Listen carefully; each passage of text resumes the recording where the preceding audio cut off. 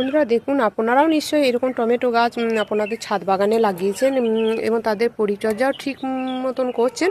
আজকে আমি যে পরিচর্যাগুলো করব দেখুন বন্ধুরা, এখানে যে নতুন নতুন যে নিচের দিকে ডালগুলো বেরিয়েছিল সেইগুলো আমি কেটে দিয়েছি, কারণ এইগুলো ডালগুলো থাকলে কি হয়, পোকামাকড় ছত্রাকের সংক্রমণ হয় আর গাছটা উপর দিকে বৃদ্ধিটা ঠিক হয় না। তাই অবশ্যই আপনারা এই নিচের দিকে পাতা ডাল অবশ্যই ছেটে দেবেন।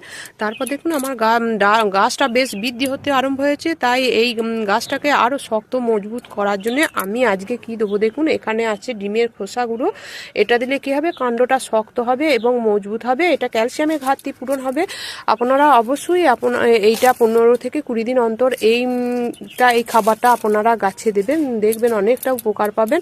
তাহলে এই গাছের কাণ্ডটাও শক্ত হবে, আবার মজবুত হবে, গাছ নুয়েও পড়বে না, কোনো কিছু না, প্রচুর পরিমাণে ফুলও আসবে। অবশ্যই এইটা প্রয়োগ করুন আপনারা।